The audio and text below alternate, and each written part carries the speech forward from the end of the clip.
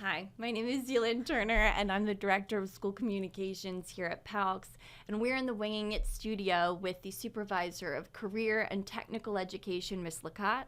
Hi, everyone. And this is Winging It. I oversee the students who attend career and technical centers across the state. I oversee the professional studies program, which is meant to fill in the gaps when students can't attend their local career and technical centers, or maybe they don't want to. They prefer the online education of learning about a trade or an industry. So I oversee that program, the professional studies program, and then I also oversee the Dual-Enrollment program, which is for students who want to take college courses as a high school student. Wow, that's a lot. Yes. You oversee a lot of enrichment vibes. I guess that's not it. But yeah, it's is that considered enrichment? Well, they'll be on the students' transcripts, so they are academic courses, but I feel like there are courses that allow students to go after what they're interested in. Courses that aren't normally part of a typical high school curriculum. This is kind of meeting those needs so students can take these courses and learn about them and just kind of see what they're interested in after high school. I love that. Can you dip your toes in the program, anything that we offer, or is it kind of a full stop, commit, jump in? No, when you enroll in professional studies program, you're only signing up for one course at a time. So you can always say, I don't want to do it anymore. Maybe the format doesn't work or your goals change. So students can always leave the program. They can always switch their professional studies program pathway. And same thing with the dual enrollment courses. They don't have to continue to take dual enrollment courses. And same with the students who attend career and technical education centers. They are only attending for 1 year at a time, and then I check with them to see if they want to continue. When our students attend a career and technical center to take those courses, are they getting high school credit for that? Yes, they get 3 elective credits for their CTE program, and then they take their academic courses with PALCS.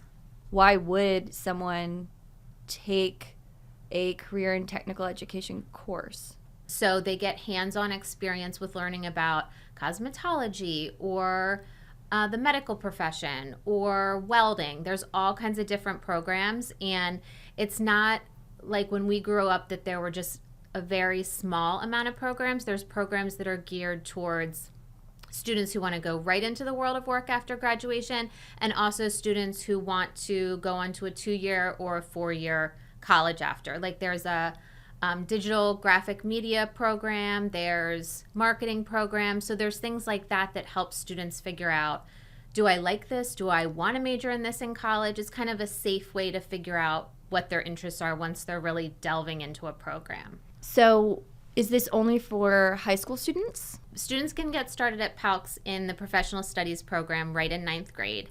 But the programs, the students who attend career and technical education centers, they need to be 10th graders or above.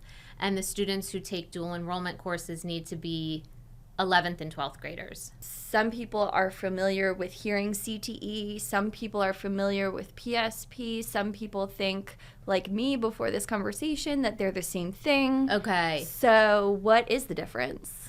So the difference is there's a lot of acronyms. So education loves acronyms. Yeah. Yes, it's very true.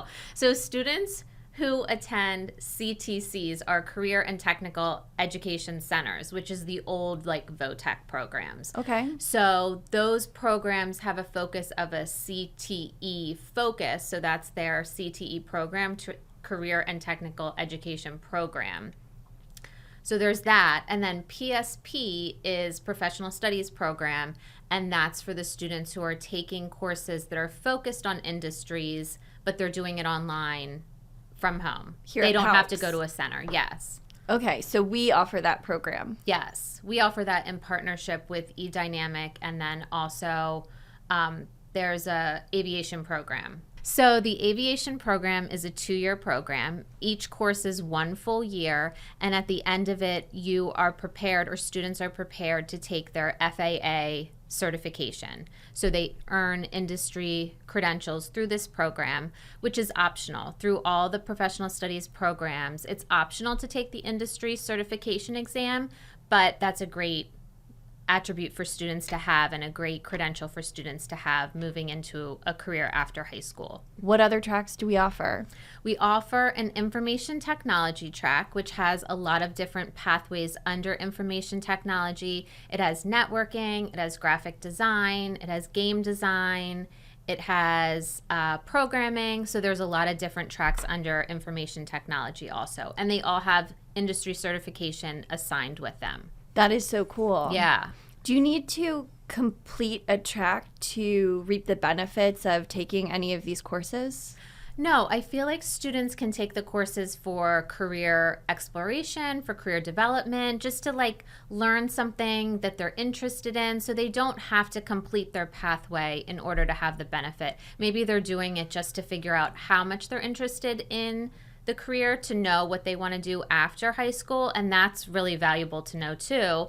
And it's also really valuable to know what you don't like. I mean, sometimes you think you like something, but once you get into the courses and the meat of it, maybe you're not so sure that you like it enough to take all the courses. It's just a hobby or an interest of yours. So how does a student enroll in PSP at PALCS?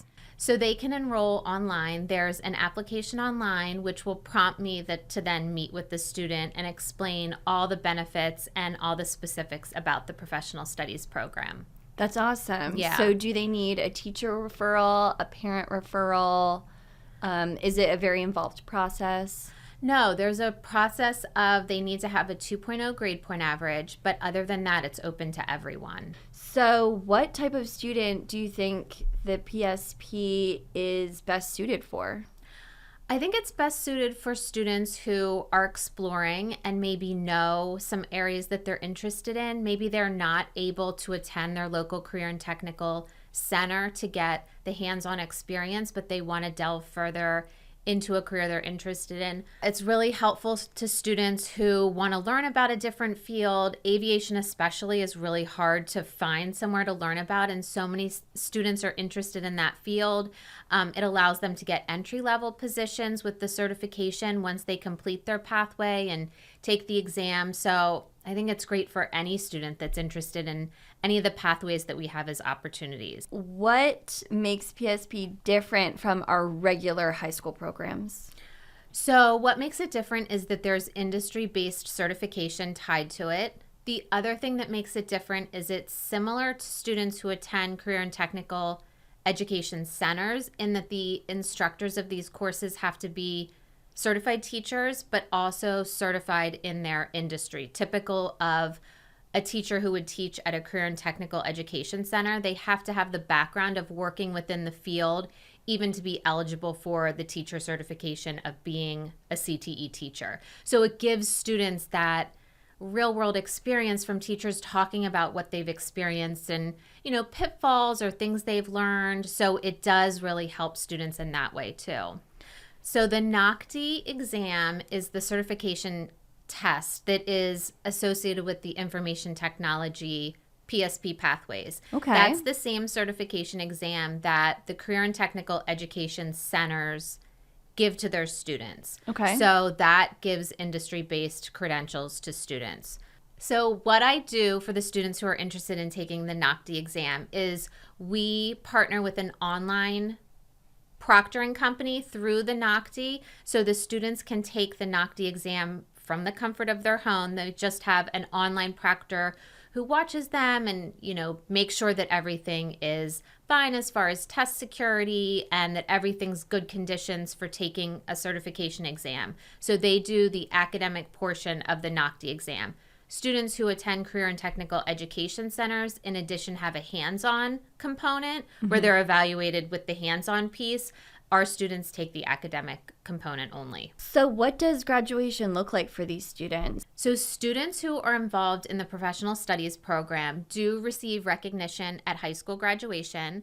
They have a special cord at graduation to indicate that they're in the professional studies program. I know, it's very exciting. And we recognize them. We don't have a certification, but they do, or not a certification. We don't have a certificate, but we do, Nocti does provide a certificate to students. An official. Yes, an official Nocti certification certificate. The other thing they can get by scoring high enough on their Nocti certification exam is Nocti also sends a certificate to the students that they can submit to their post-secondary college or post-secondary school to indicate that they should receive a certain number of credits for scoring high enough.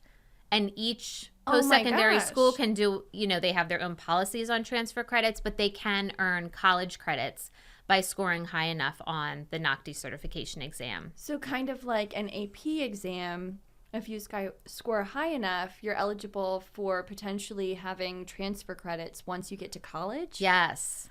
That's incredible. It is. It's really great for students. I didn't do myself any favors in high school. No, I should have. Parents any favors when I was in high school? No, earned no credits prior to going to college. So what does a typical day look like for a student enrolled in PSP? So the professional studies program courses are self-paced. So there's no live lessons, which is very nice for the students. They open up all the assignments on day one. So the students can work on them at their own pace. So if they don't have maybe a ton of assignments in English or math and they have a little bit of a lull in their academic requirements, they can work ahead. They can just do a little bit every day, whatever their academic style is, it can meet their needs. So they have the whole semester to complete each course, but they can just do that as they have the time available. There's no live lessons from the instructors because they are self-paced, but they do have an instructor for the course who has office hours and is accessible through email too. So they do have support, not just from myself as Ms. Frazier, they also have support from their teachers of their PSP courses. How do we keep track of and help support our students who are attending technical centers?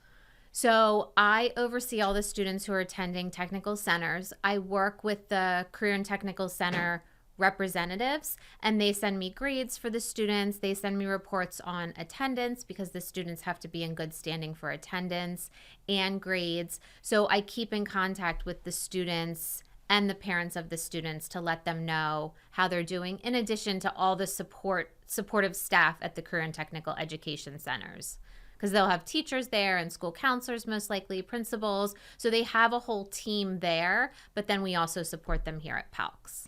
Are there only certain career and technical centers that we partner with, or is anything in any place game in the state of Pennsylvania? How does that work?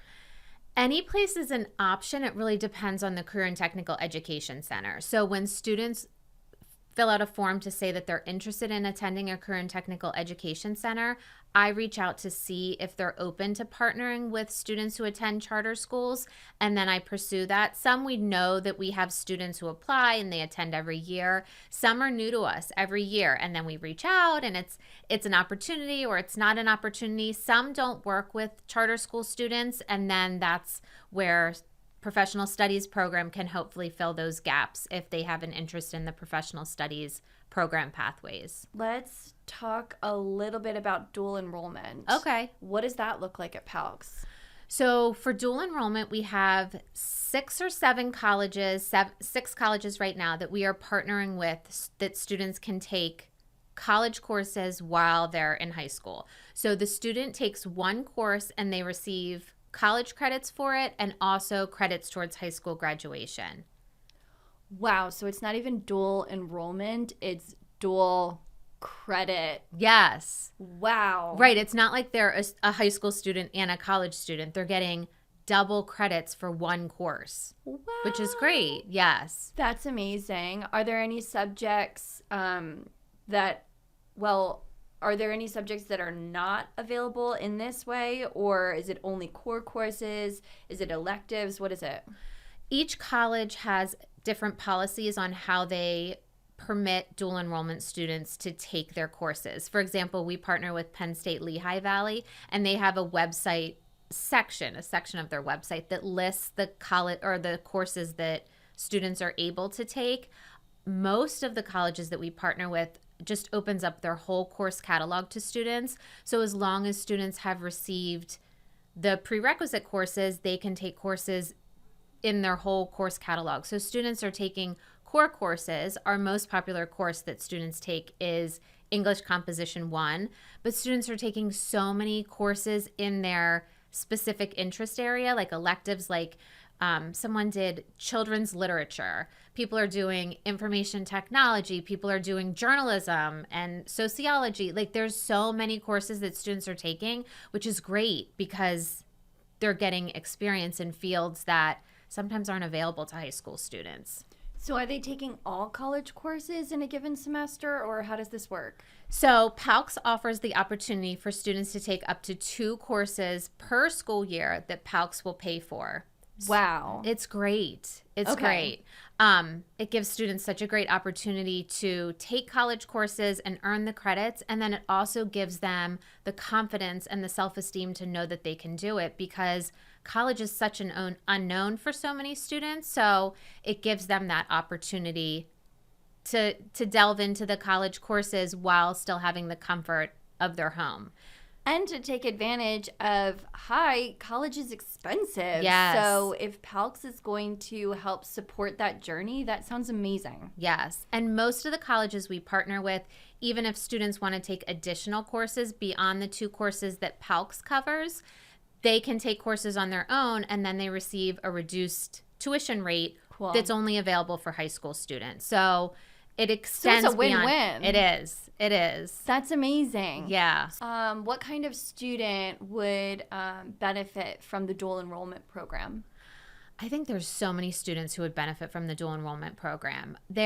We have a lot of students who take it, students who want to try a college course and earn credits while a high school student, students who want to earn credits towards their college degree, students who want to get into a college course in a major that they're interested in, maybe anthropology or maybe children's literature. There's so many opportunities at the college level that are not typically available to high school students. So it's a really great opportunity for them to see, do I like journalism? Do I like public relations?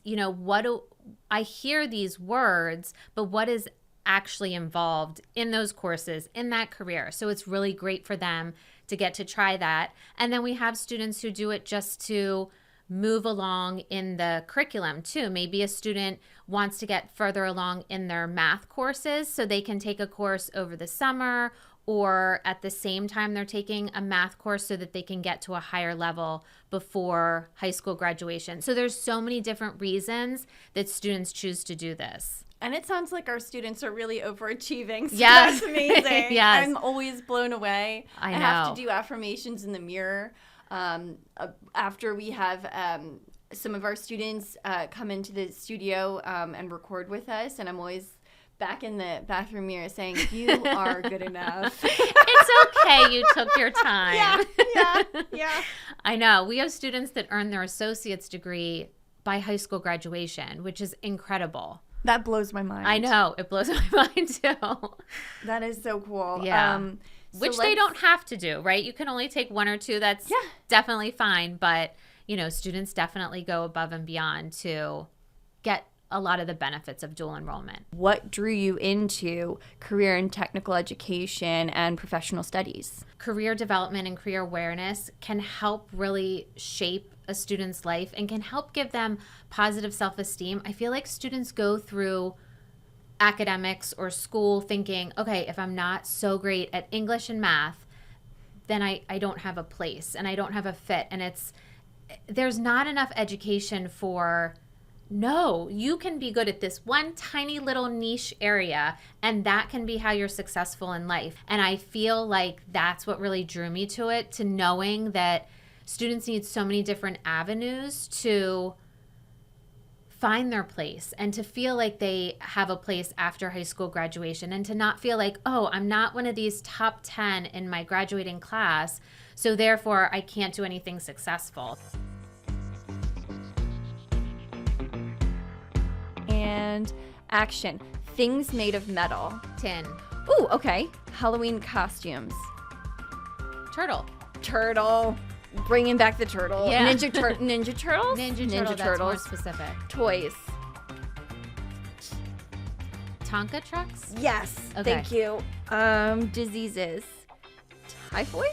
Oh, good. Is that a thing? I think Is so. that sometimes I just say words. No, I think it's a thing. All right. Methods of transportation. Truck. Duh. Good. All right. Things you buy for kids. Trucks. Toys. Yeah. Tomato sauce. AKA ketchup. Things that jump or bounce. Toddlers. Ooh, good. Mm-hmm. Can I say, you're technically you're not supposed to repeat words, but we're going for it. Okay. Kinds of soup. Tortellini? Tortilla. Yeah. Okay, Yeah, good. both. Yeah. Okay. Names used in songs. Crap, we're almost done. Tiffany? Yep. Okay. Right. Yep. Famous females. Oh, we can say Tiffany.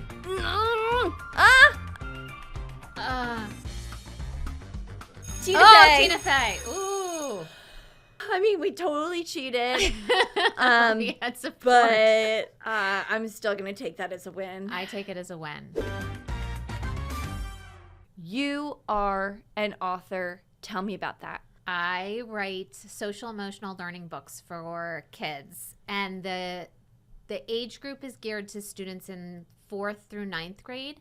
So they're quick read chapter books. I designed them to be able to be used in small groups. When I was a school counselor, sometimes teachers or parents would request a small counseling group, and it's very time consuming to research and plan and do the lesson planning. So you can just grab a book and you read a chapter at a time, and then there's an accompanying teacher and counselor activity guide with discussion questions and activities, so you can talk through what the characters were feeling, and it's not so personal. Me, myself, vulnerable, exposed, Yes. etc. Yes. So when I was an elementary school counselor, I would use books with students. It's called bibliotherapy, when you read books with students, and it's really big in elementary school because students have trouble expressing themselves, especially they don't have the rapport all the time with the school counselor, but they want to talk about issues they're struggling with, they're going through. So the first book I wrote was I Lost My BFF,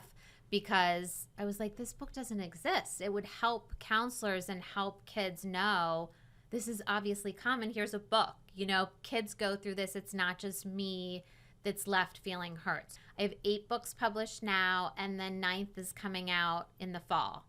What?